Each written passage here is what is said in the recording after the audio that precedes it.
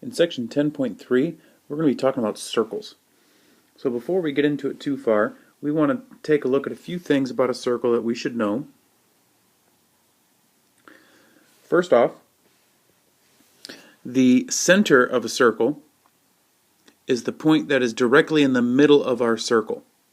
Each point on the circle is equal distant from the center of the circle. That distance from the center to a point on the circle, that distance is called the radius of the circle. And that radius is the same regardless which point on the circle we're measuring to. The equation of a circle can be found basically using our distance formula that we had learned at one time. Right here. The distance formula also comes from the Pythagorean theorem, which we won't get into now. I can show you that later if you'd like to see how that comes about. But the distance formula says that the distance equals the square root of two quantities. X sub 2 minus x sub 1 quantity squared plus y sub 2 minus y sub 1 quantity squared. Now that becomes the equation of a circle because basically the radius is the distance between 2 points, the center and a point on the circle. So all they do for us here is they take the distance formula and they replace d with r for radius, and they use x sub 2 and y sub 2 as x and y, meaning points on our circle. And then h and k are then the center of our circle.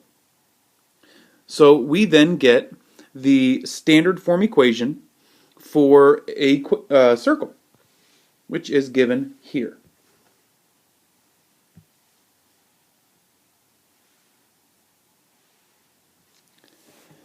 So x minus h quantity squared plus y minus k quantity squared equals r squared. The center is at the coordinates hk, and the radius has a length of r. Now, unlike the other equations we've been dealing with up to this point, a circle is not a function. Now, I know we haven't talked a lot about functions yet, but a circle is not a function. And so we do not use our little phrase x is hexed, y is y's. In fact, in a circle, both x and y are hexed. It's always opposite what it says in here when we find our center point. Let's look at an example.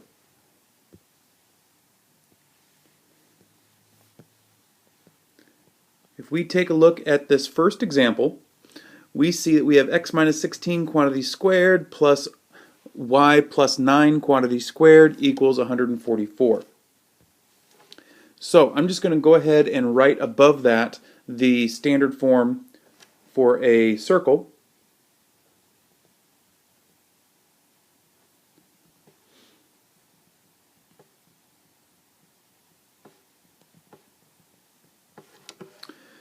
Alright, so we can see that h is positive 16, so our center is going to be at 16, comma, and then k, remember it says minus k, but here we have plus 9, and so k has to be a negative 9.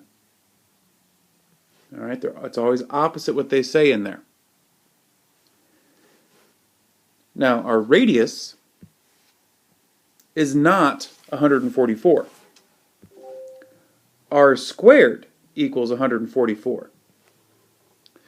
So our radius, if we take the square root of both sides, when we take the square root of both sides, we get two answers, a positive and a negative 12. The issue is that radius is a distance. Distance can never be negative. So the negative aspect here does not apply to this. So our radius is then positive 12. The radius is 12 and the center of our circle is located at 16, negative 9. Let's see how this works on the coordinate plane.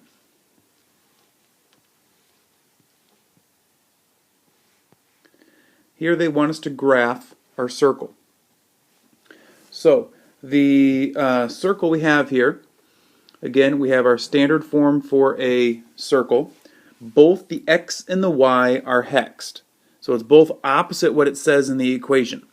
Therefore, for our center, our x coordinate is going to be -1.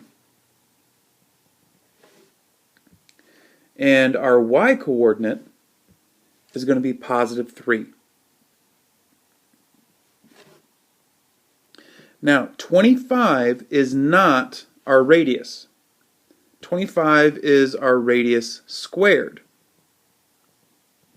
So to find our radius, we've got to take the square root of both sides. Now remember, taking the square root gives us a positive and a negative answer, but the negative does not apply because radius is a distance. So our radius is 5, our center is at -1, 3.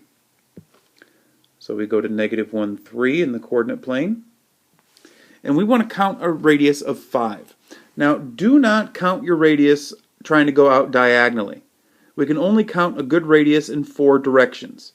Right and left, up and down. So we want to find 4 points that are 5 units away from our center. So we simply count 5 units to the right. From our center, we count 5 units down, 5 units to the left, and 5 units up. That gives us 4 points on our circle, which we can now do our best to draw a good circle. And that's all there is to it. Let's try another example.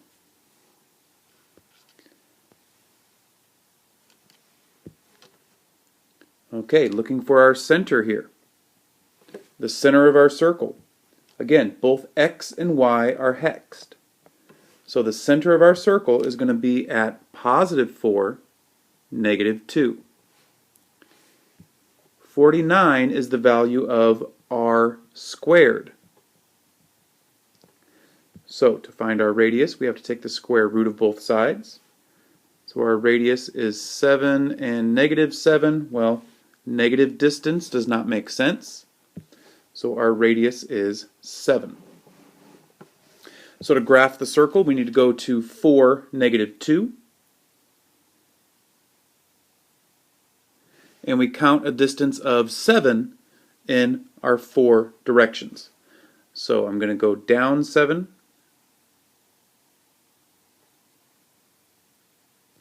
From the center, go to the right 7. I'm sorry, to the left 7. I'm doing that one first. Go up 7.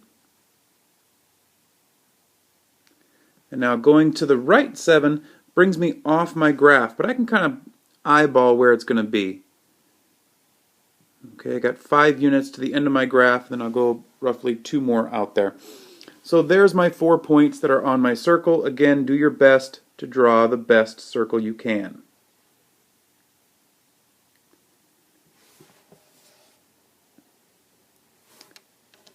And there we have it. Let's take a look at the back side of your notes. Now on the back side, we have 2 problems here at the top where we want to write the equation of a circle. And so first off, what we need to do is we need to write down the standard form equation of a circle, which is x minus h quantity squared plus y minus k quantity squared equals r squared. Now remember, the center gives us h and k, and our radius is r. So we plug in x minus a -4 squared plus y minus 3 squared equals 4 squared. And now we can simplify. Well, x minus a -4 is just x plus 4. And y minus 3, those are both quantities squared, equals 4 times 4 is 16. And so there is the equation of the circle. Let's take a look at the next example. We have a center at 5, -2 and a radius of 8. So again, we write down our standard equation.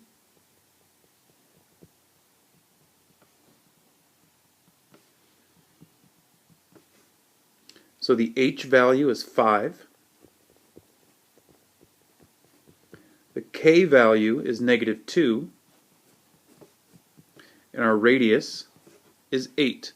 Now please remember, the equation says radius squared. So it's not equal to 8, it's equal to 8 squared. So simplifying this down, we have x minus 5, quantity squared, plus y plus 2, quantity squared, equals 16. One thing to keep in mind, yes, it is always a plus sign in between our two groups. There's our answer. Now, one other quick thing I would like to show you, we can just write it off to the side here. Another example. What if I had a center at 0, 0, and let's say my radius was 2? Well, x minus h squared plus y minus, oops, there should be a y,